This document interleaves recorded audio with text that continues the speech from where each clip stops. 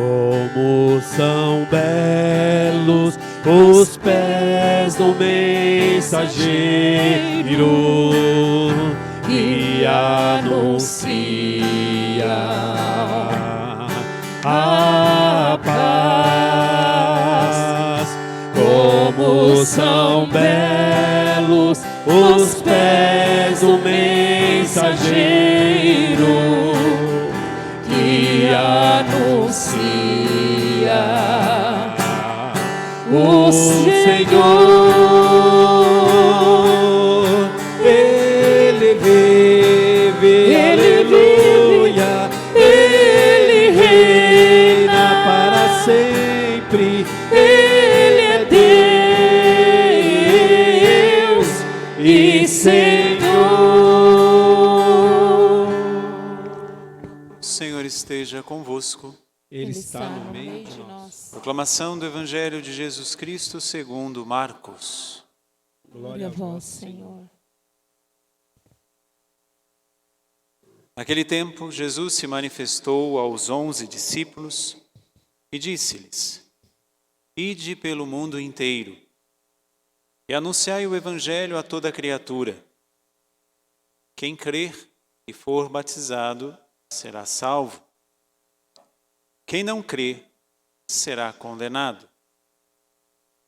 Os sinais que acompanharão aqueles que crerem serão estes: expulsarão demônios em meu nome, falarão novas línguas, se pegarem em serpentes ou beberem algum veneno mortal, não lhes fará mal algum.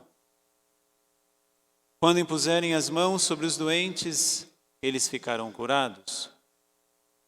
Depois de falar com os discípulos, o Senhor Jesus foi levado ao céu e sentou-se à direita de Deus. Os discípulos então saíram e pregaram por toda a parte. O Senhor os ajudava e confirmava a sua palavra por meio dos sinais que a acompanhavam. Palavra da salvação. Glória a vós, Senhor. Nós podemos nos sentar, meus irmãos, minhas irmãs, neste dia em que celebramos São Marcos. Não faço uma homilia, mas faço um sermão sobre este que nós hoje celebramos. Tamanha a sua importância. Existem 4 evangelhos na Bíblia, para aqueles que não têm assim tanta intimidade com ela.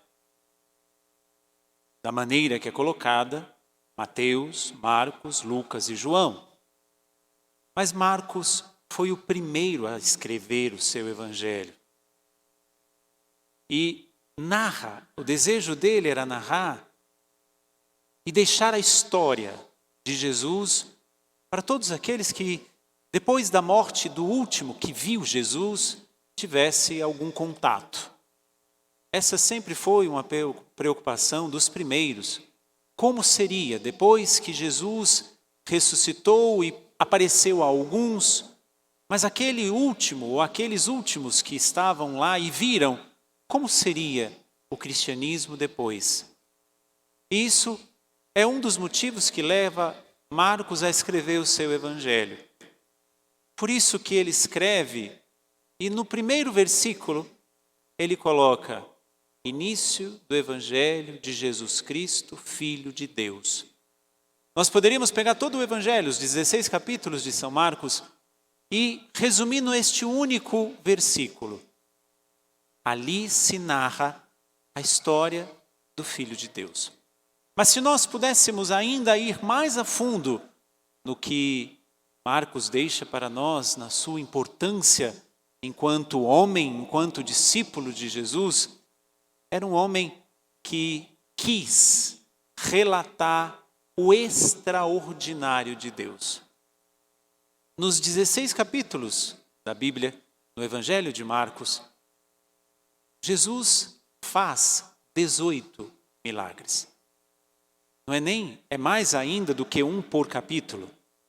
Só que a cada milagre que Jesus faz, Marcos coloca e faz questão de colocar que existe um ensinamento a partir daquele milagre.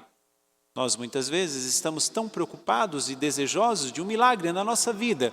Até, Senhor, ressuscita os mortos, que é o mais extraordinário. Mas nós não queremos saber do que aquilo traz para ensinar-me alguma coisa. Quando Marcos, nos seus 18 capítulos, nos seus 16 capítulos, narra 18 milagres de Jesus, o extraordinário de Jesus ele narra, mas é justamente para nos dizer, espera lá, Jesus não é um comerciante que basta a gente pedir, ele vai nos dar, ou ele também não é um fazedor de coisas. Ele é o Filho de Deus e que é aquele que faz o extraordinário no ordinário da vida. Uma outra coisa muito interessante no Evangelho de Marcos, e por isso São Marcos, é que Marcos era alguém apaixonado por Jesus. Era tão apaixonado porque Marcos, quando relata, dentro dos seus 16 capítulos, a história de Jesus, acontece até aqui alguns exageros. Principalmente, por exemplo, um fato importante que Jesus está na casa de São Pedro, e é aquele fato, creio que você conhece, se não conhece, existe um fato em que, de repente, chegou 4 amigos com um paralítico e não sabiam como que fazia para colocar este paralítico diante de Jesus por causa da quantidade de pessoas que fechava ali a casa de São Pedro. Mas Marcos vai lá e fala assim, existia uma multidão de todos os lugares, do Tiro, Sidônia, não sei o que lá. Só uma pessoa exagerada, uma pessoa apaixonada é capaz de exagerar até mesmo o que o amado faz. Aqui nos resta também mais uma pergunta. Qual é o tamanho do amor que nós temos por Deus? Deixa eu fazer então um resultado muito rápido. É o tamanho da sua fé. O amor que você tem por Deus é o tamanho da sua fé. E fé não é somente acreditar que Deus existe. Fé não é somente acreditar que Deus existe e faz coisas. Fé significa acreditar, crer e seguir. Então, se Marcos é um apaixonado por Jesus, ao ponto de colocar no seu evangelho detalhes exagerados do que Jesus fez, que tamanho é a sua fé? Este é o tamanho do amor que você tem por Deus. E aí então nos perguntamos, o que é que viemos fazer aqui hoje? Eu espero que a resposta seja apenas uma. Você veio em busca de fazer crescer no seu coração o amor de Deus. Nada mais. Todos nós temos intenções. Todos nós temos pedidos. Não é só você que existe no mundo e que tem problema. Todos nós temos. Mas o que é que viemos fazer nessa noite? Se não viemos em busca daquele que nos ama para que nós possamos amá-lo, não viemos de forma correta. E uma última coisa, uma última característica de São Marcos. O Evangelho de São Marcos, até alguns estudiosos dizem que é o Evangelho de Pedro. Marcos era um discípulo de Pedro, porque andava ao lado de Pedro.